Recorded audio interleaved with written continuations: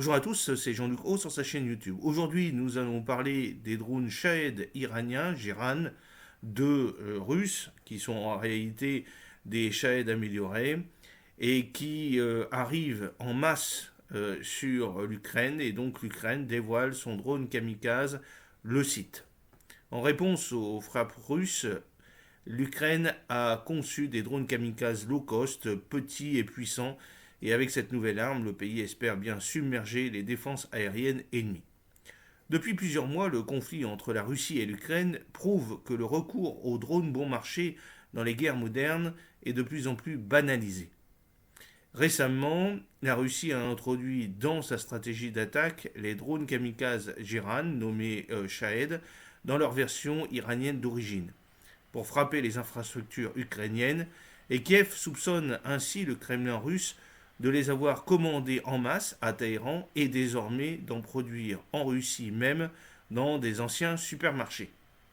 Dans tous les cas, leur efficacité est indiscutable, surtout rapportée à leur coût. En réponse, l'arsenal ukrainien a donc dû créer une arme similaire, l'AQ-400 SIT.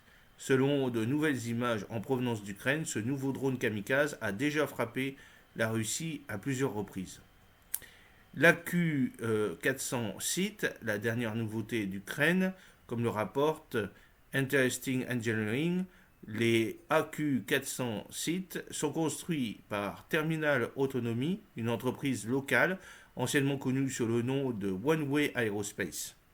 Ils sont conçus pour être lancés à l'aide de pistes courtes ou de catapultes, transporter des charges jusqu'à 32 kg et surtout ne pas retourner à leur base. L'appareil peut atteindre une vitesse de 140 km/h. Les capacités sont assez proches de celles du drone Shahed, mais la capacité de charge utile peut être encore améliorée en compromettant le rayon d'action du drone, bien entendu. L'AQ-400 possède deux jeux d'ailes, ce qui lui permet d'assurer une portée maximale. Sa petite taille permet l'empilement de plusieurs unités dans un conteneur et faciliter son transport. L'innovation de Terminal Autonomy réside également dans l'utilisation de feuilles de contreplaqué fraisées pour fabriquer le corps du drone.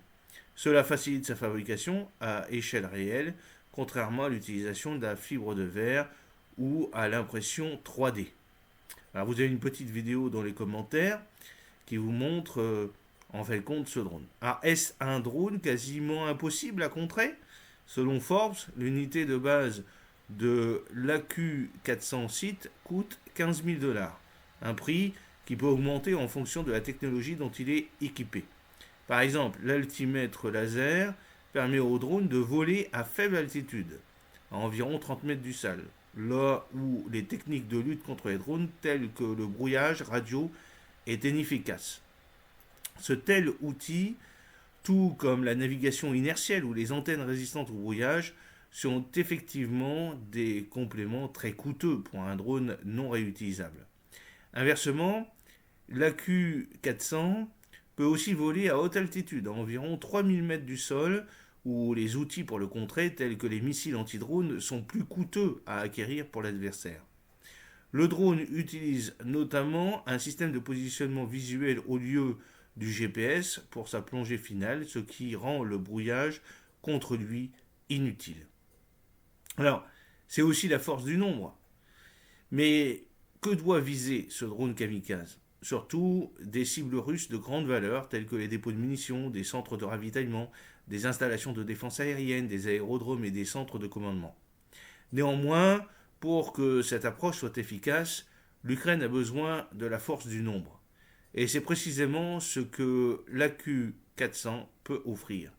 Terminal Autonomy indique en effet avoir déjà livré 50 unités de ce type aux forces ukrainiennes. Mais le fabricant ne compte pas s'arrêter. Il prévoit d'augmenter la production dans le pays pour atteindre 100 unités par mois. Il espère ensuite atteindre 500 unités par mois d'ici le deuxième trimestre 2024 et ainsi se targuer d'avoir submergé les défenses aériennes russes avec ce drone kamikaze produit localement et à bas coût. Alors j'espère que cette petite vidéo vous a plu. N'oubliez pas de cliquer sur le pouce pour la promouvoir, de vous abonner si ce n'est pas encore fait et de partager cette vidéo sur vos réseaux sociaux. A très bientôt, fidèlement, Jean-Luc O.